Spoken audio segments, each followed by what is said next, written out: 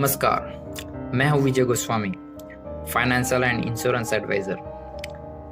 हर तरफ कोरोना के केस काफ़ी बढ़ते जा रहे हैं और साथ साथ जो डेथ रेट है वो भी बढ़ती जा रही है।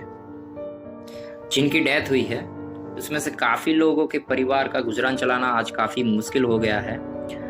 ऐसे परिवारों का जो घर खर्च है वो अब कैसे चलेगा, क्योंकि जो इंसान आज नहीं रहा है वो मेन मुखिया था, घर में कमाने वाला।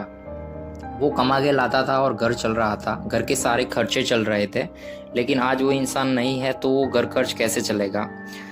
अगर कोई परिवार है उसका, अगर वो रेंट पे रह रहा है तो उनका रेंट कौन देगा, बच्चों की पढ़ाई की फीस कौन देगा, ये सारे सवाल आते हैं। तो यहाँ पे पर्याप्त फाइनेंशियल प्लानिंग होना बहुत ज़रूरी है। पर्याप्त फाइनेंशियल प्लानिंग ना होने के कारण अब परिवार को गुजरान चलाना काफ़ी मुश्किल हो गया है। जो घर चलाता था वो आज नहीं है। तो ऐसे समय पे हमें ये समझना चाहिए कि आज भी कई लोगों का फाइनेंशियल प्लानिंग नहीं है, तो उनके गैर हाजिरी में परिवार चलाना काफ़ी मुश्किल हो जाता है। परिवार का जो स्टैंडर्ड ऑफ लिविंग होता है वो काफ़ी डाउन हो जाता है। परिवार छोटे मोटे खर्चे भी नहीं चला पा रहा।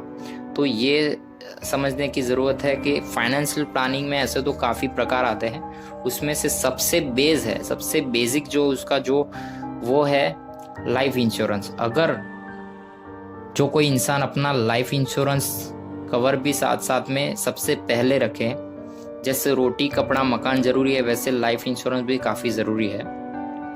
किसी ने अपने परिवार के लिए काफ़ी फंड सेव करके रखा है, लेकिन उसके साथ उसकी इनकम के अनुसार अगर उसने अपना फाइनेंशियल प्लानिंग किया है तो उसमें सबसे प्राथमिकता जो है वो उसका लाइफ इंश्योरेंस होना ज़रूरी है।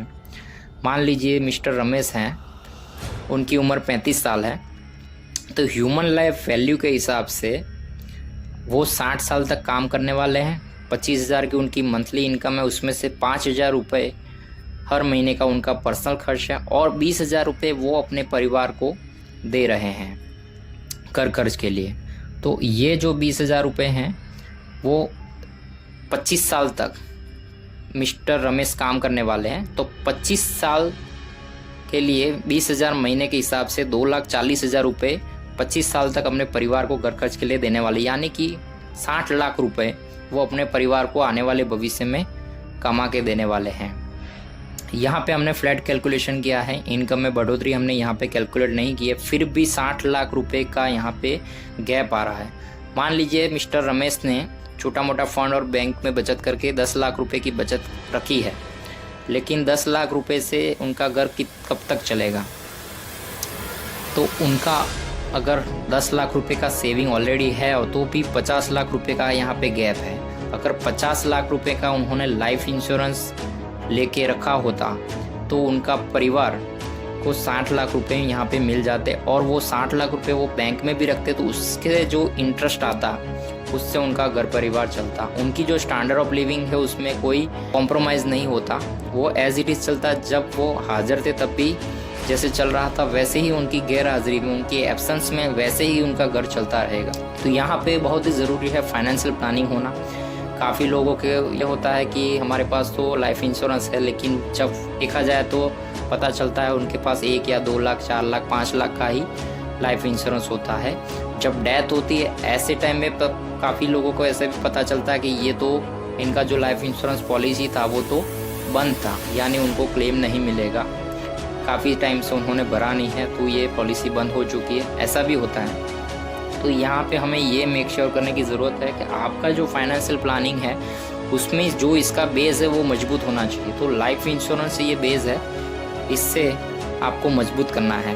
तो आप अपने ह्यूमन लाइफ वैल्यू के हिसाब से अपना लाइफ इंश्योरेंस कितना होना चाहिए, अगर वो आप जानना चाहते तो आप हमसे भी कांटेक्ट कर सकते हैं। ह्यूमन लाइफ वैल्यू के हिसाब से, सबकी उम्र के हिसाब से और इनकम के हिसाब से सबका ह्यूमन लाइफ वैल्यू अलग अलग होता है। तो हम आपको बताएंगे आपका ह्यूमन लाइफ वैल्यू कितना है और आपको कितने लाइफ इंश्योरेंस की ज़रूरत है, कितना कैसा आपका फाइनेंशियल प्लानिंग होना चाहिए। तो आप अगर ये जानना चाहते हैं तो डिस्क्रिप्शन बॉक्स में हमारे नंबर दिए गए हैं और व्हाट्सएप नंबर भी दिया गया है, और आप हमें कमेंट भी कर सकते हैं। तो हम आपको प्रॉपर प्लानिंग बता सकते हैं कि आपका फाइनेंशियल प्लानिंग कैसे होना चाहिए। इसके साथ हम विदा लेते हैं, अगले वीडियो में मिलेंगे। जय हिंद, जय भारत। किसी का हो साथ तो फिक्र की छोड़ो बात।